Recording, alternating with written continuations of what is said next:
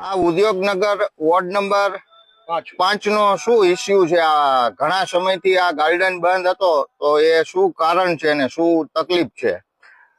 નમસ્કાર. આ જે ઉદ્યોગનગર ગાર્ડન જે વોર્ડ નંબર 5 માં આવેલું છે તે ઘણા વર્ષોથી અમે જોઈ રહ્યા છીએ.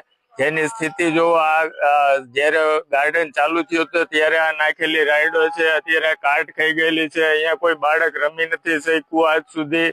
આજે જયારે એનું નવીનીકરણ થવા જઈ રહ્યું છે ત્યારે પણ અમને એવું લાગી રહ્યું છે કે આ જે નવી રાઈડો આવી છે એ પણ કોઈ કામમાં આવશે નહીં. એનું કારણ એટલું જ છે કે અહીંયા કોઈ લાઇટની વ્યવસ્થા નથી, કોઈ સુવિધા નથી અને બાળકોને અહીંયા મોકલતા પણ વાલીઓને બીક લાગે એવો માહોલ છે આ ગાર્ડન. અહીંયા તો અત્યારે મેં જોયું તો અહીંયા તો કૂવો ખુલ્લો છે, અહીંયા બાળકો નાના રમતા પડી જાય. હાજી, અહીંયા સામે કૂવો છે આટલો મોટો, જેની કોઈ પણ તકેદારી લેવામાં આવી નથી અને બાળકો જો આ કૂવામાં પડી જાય તો અમારે વાલીઓને દોડાદોડી થઈ. તમે જોઈ શકો છો કૂવાની અંદર હાલત જે ઓપન કૂવો છે પાણીનો.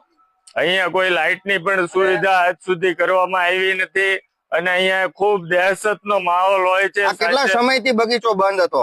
આ છેલ્લા 5-10 વર્ષથી અમે જોઈએ છે આની હાલત આમની આમ જ હોય છે. આજે નવીનીકરણના સાધનો પણ આવી ગયા છે તો પણ તમે જોઈ શકો છો એક પણ બાળક આજે રવિવારે 5 વાગ્યા સાંજના તો પણ કોઈ અહીંયા આવી શકતું નથી અંદર. તો અહીંયા સિનિયર સિટીઝનો ને બાળકોને બેસવું હોય તો ક્યાં બેસવા જાય આ વિસ્તારના લોકો? માત્ર ને માત્ર અહીંયા ડરનો માહોલ ઉભો કરવામાં આવ્યો છે. અહીંયા કોઈ અંદર આવતું નથી. કારણ શું છે આજ સુધી અમને પણ સમજાતું નથી કે અહીંયા કેમ અહીંયા કોઈ સુવિધા. આ ગાર્ડન કોના દ્વારા ખુલ્લું મૂકવામાં આવ્યું? આ ગાર્ડન કોઈક રોટરી ક્લબ દ્વારા લેવામાં આવેલું છે પણ કોઈ પણ જાતનું અહીંયા હજુ સુધી કઈ અમને દેખાતું નથી કે અહીંયા કઈ ખુલ્લું હોય અથવા ઓપનિંગ હોય, કઈ ડેવલપમેન્ટ કર્યું હોય કે કોઈ આવતું જતું હોય એવું અમને આજ સુધી દેખાતું નથી. અને અમારી બસ એટલી જ માંગણી છે કે આ આટલી સરસ જગ્યા